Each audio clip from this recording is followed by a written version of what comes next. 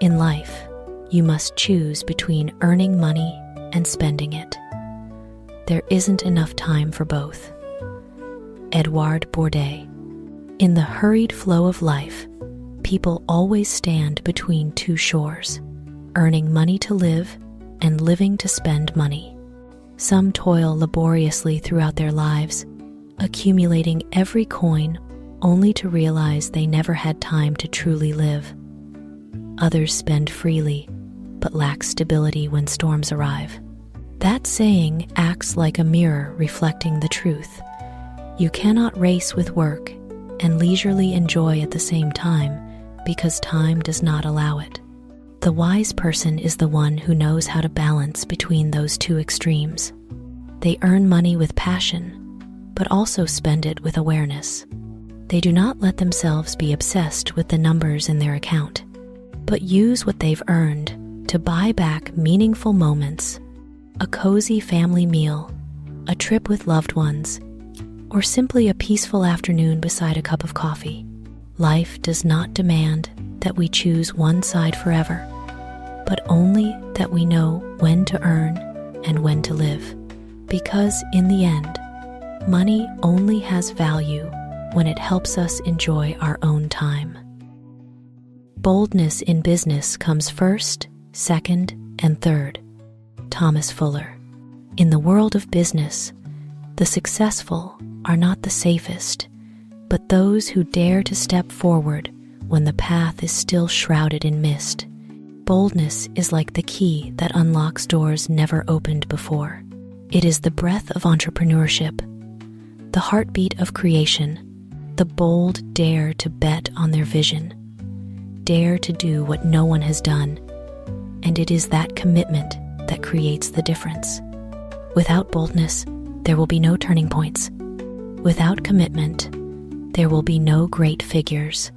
From Steve Jobs with his bitten apple, Elon Musk with his dream of conquering space, to the small-scale entrepreneurs still persevering in everyday life, all share the same DNA. Daring to step forward before the world believes it is possible. Boldness is the entrepreneur's compass. It not only points the way, but also illuminates the journey. Because in business, sometimes safety is the enemy of success. And those who dare to risk, dare to be different, dare to go against the current, are the ones who write the most brilliant pages of history.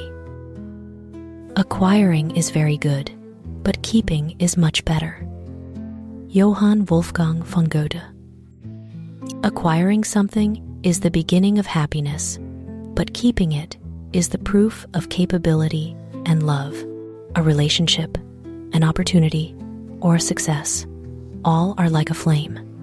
When we light it, the brilliant light brings joy, but if we do not know how to shield it, how to nurture it, that flame will soon fade. Keeping means knowing to cherish while others are still by your side, knowing to care while work is still progressing, knowing to be humble when success is blooming, because acquiring is just a moment, while keeping is an entire journey of growth. Therefore, do not rush to be proud when you have it, but learn to preserve, protect, and nurture it with all your heart. Because sometimes the most precious thing does not lie in what we achieve, but in how we keep it from leaving. A bank is a place that provides umbrellas when the weather is fine and demands them back when it starts to rain. Robert Lee Frost. People's financial lives are sometimes like the weather, sometimes golden sunshine, sometimes sudden storms. When the sky is clear and everything is favorable, banks will smile and hand you a luxurious umbrella that is loans, credit cards, attractive investment invitations. But when dark clouds gather, income drops, or work encounters difficulties, they will gently approach and say, "Sorry, we need to take that umbrella back." It not only reflects the cautious nature of banks, but also a lesson for everyone. Know to prepare, create your own umbrella before the rain pours down. Because on the financial journey, self-reliance is always a stronger pillar than any external support. Banks are not bad. They are just fulfilling their role as risk guardians. But the wise person understands that rule, knows to make use of sunny days to prepare for stormy ones. The saver is a fool who freezes 1,000 francs to earn 5 francs and does not know how many wonderful things he could do with 1,000 francs. Tristan Bernard. Life does not reward those who only know how to hoard, but bestows glory on those who know to place faith in the value of action. The saver in this saying is the image of a fearful mindset, afraid of risks, afraid of change, afraid of depletion. They clutch 1,000 francs tightly, only hoping to earn 5 more in interest, forgetting that those 1,000 francs could open a new path. A small business project, a learning trip, or even an experience that changes an entire life. Money, when frozen, is just a dead number, but when placed in the hands of someone who knows how to use it, it becomes a seed sprouting into knowledge, opportunities, and happiness. Saving is not wrong, but saving without purpose, without daring to invest in the future, is locking oneself in a safe but impoverished box. The wise understand that the true value of money lies not in keeping it, but in turning it into something meaningful. Because 1,000 francs lying still is just paper, but 1,000 francs used at the right time can be the start of an entire dream. Always spend less money than you earn. Cesare Cantú. Life is like a financial river. If the outflow is more than the inflow, the river will dry up. Similarly, if spending exceeds income, sooner or later you will fall into capital shortage, exhaustion, and anxiety. The saying, always spend less money than you earn, sounds simple, but it is a lesson not everyone can practice. The wise are not those who earn a lot, but those who know to live below their income while still being happy. They understand that every coin saved today is a shield protecting them from tomorrow's unexpected storms, job loss, illness, or crisis. They view saving not as restriction, but as a strategy for freedom. Spending less does not mean living in hardship, but living selectively. Instead of buying everything you want, buy what you truly need. Instead of showing off with material things, invest in knowledge and experiences. Then, you not only keep your money, you keep your peace. People get their wallets stolen, just like people get killed in war by those no one sees. Alfred Capus. This world, sometimes, is not harmed by those carrying knives, but by those hiding behind desks, those controlling money, power, and rules. The saying, people get their wallets stolen, just like being killed in war, by those no one sees, is not just sarcasm, but a wake-up call. It points out the truth that, in both war and daily life, the victims are always visible, while the perpetrators are often invisible. War is not always caused by soldiers, but is the result of decisions from those sitting far from the front lines. Similarly, the wallet stolen today is not just by a rogue hand, but possibly by exploitative mechanisms, unjust policies, or the bottomless greed of society. That is the image of a world where people sometimes become victims without knowing who the culprit is. It does not call for pessimism, but reminds us to stay alert, to recognize the invisible forces controlling visible life, because only when we see the shadow behind every event can we protect ourselves and live with eyes wider open. High income is economy. Safer income than economy. Economy is the result of order or diligence. Not greed for wealth is richness. Not craving, spending is income. Marco Tulio Cicero. Modern life makes people chase after numbers, high salary, big house, luxury car, but forget that true wealth lies not in the account, but in the peace when looking at it. This saying is a mirror reflecting two types of wealth. One is external wealth through high income, productivity, and effort. The other is internal wealth through peace of mind, knowing enough, knowing restraint. Those with high income but living hastily, spending lavishly, lacking discipline, are just building castles on sand. Conversely, those with moderate income but knowing to organize, save, maintain tranquility, are laying a solid foundation for the future. Economy, as the saying affirms, is not magic, but the natural result of order and diligence. Order in thinking, diligence in action, and alertness in spending. Those are the three pillars of stability. And above all, not greed for wealth is richness, because those without greed are not controlled by money. Not craving spending is income, because those who control desires are the ones who truly enrich themselves. What is cheap is still valued less. Miguel de Cervantes. In this world, what is easily obtained is often seen as ordinary. A shirt given for free is rarely cared for, like a shirt bought with hard-earned sweat. A relationship that comes too quickly is often not cherished, like one built with time and understanding. What is cheap is still valued less. That is human instinct before value. When we do not have to trade, do not have to effort, we often lose the ability to deeply feel what we have. That is why society sometimes gets caught in the whirlwind of illusory value, thinking expensive is good, luxurious is precious, forgetting that true value lies in quality and meaning, not just price. However, this saying is also a gentle reminder. If we always disdain the cheap, we may miss the simplest yet most precious things: a sincere smile, a home-cooked meal, or a true friend. Those things are not expensive, but sometimes priceless. Therefore, value does not lie in the number, but in how we perceive and cherish. When our heart knows gratitude, even the smallest thing becomes immensely precious. The man who knows how to spend and save is the happiest, because he enjoys both. Samuel Johnson.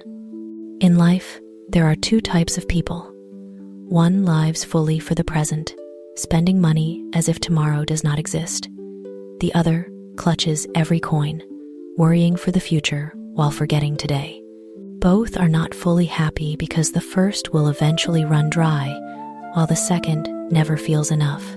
The man who knows how to spend and save is the happiest, because he enjoys both, is praise for balance, an art of living. That person understands that money only truly has value when used at the right time, in the right place. Spend to enjoy, save for peace of mind. He does not spend to show off, nor save out of fear, but because he understands the value of every coin. When knowing how to spend, he enjoys the joy of living a delicious meal, a gift for loved ones, a trip to renew the soul. When knowing to save, he enjoys the peace of the future. No worry about shortage, no fear of changes. Those two joys blend, creating lasting happiness, both real and profound. Isn't it strange? Those who mock fortune tellers respect economists. It opens a profound perspective on the nature of prediction, something that, whether in spiritual or scientific form, humans are always drawn to and dependent on. Fortune tellers predict the future with intuition, sensation, sometimes faith. Economists also predict the future, but with data, models, theories. However, both share a common point. They speak of what has not yet happened, and their chance of error remains equally present. Yet people mock the first and respect the second, perhaps because the rational appearance of science reassures us more, even though the results are sometimes no different. Hidden in the saying is a gentle reminder: do not hastily criticize or idolize anyone just because they seem more correct. In this world, full of changes, humility before the unknown is true wisdom. A wry smile when reading that saying is enough to make us wonder, what do I believe more, numbers or intuition?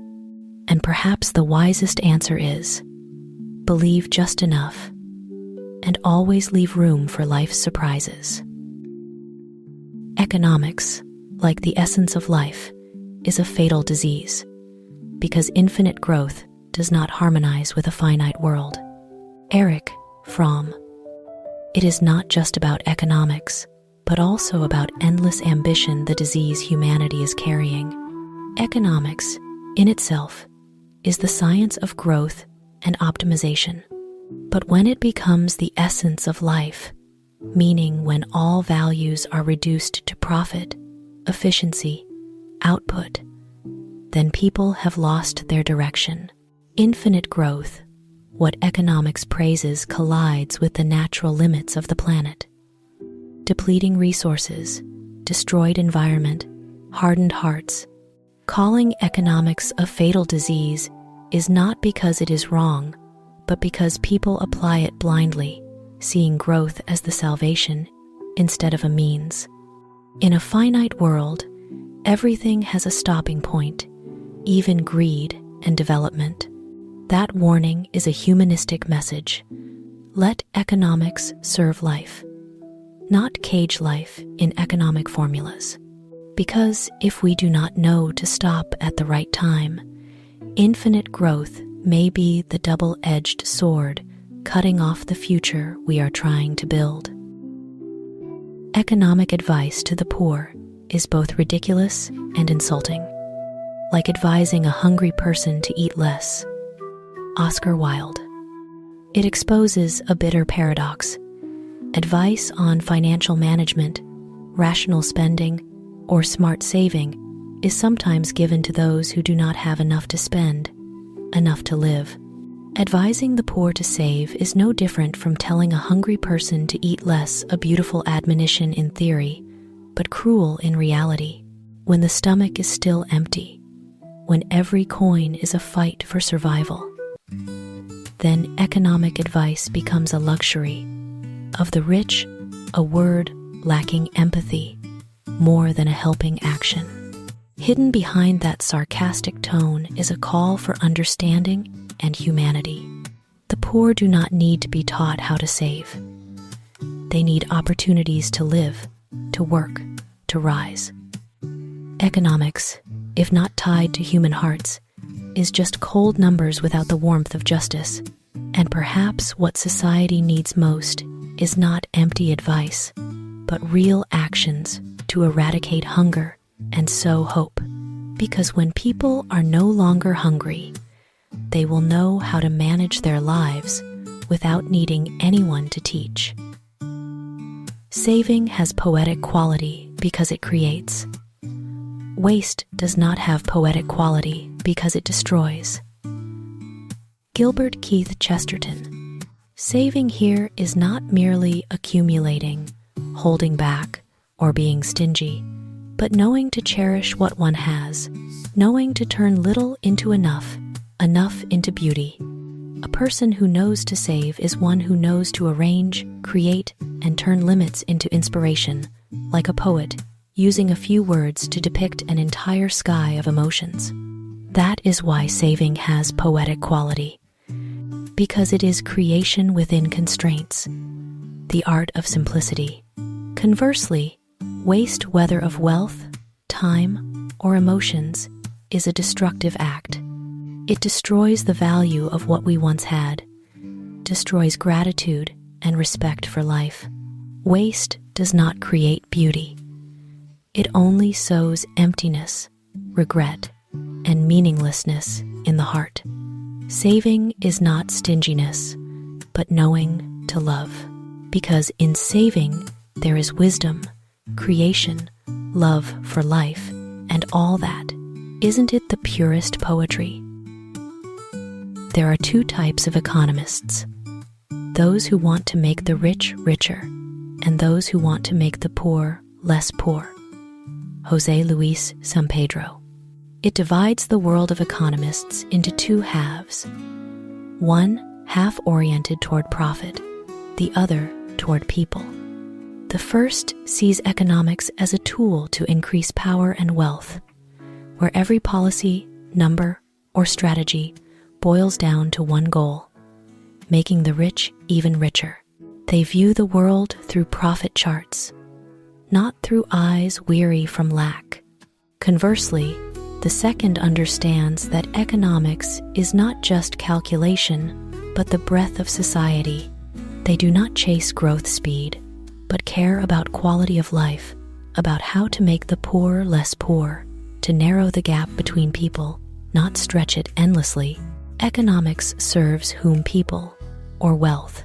A true economist calculates not only with numbers, but with compassion and long-term vision. Because in the end, an economy is only truly strong when it brings happiness to the most people, not just brightening the crowns of a few. And perhaps the difference between those two types of economists is the boundary between ambition and humanity, between material wealth and soul wealth.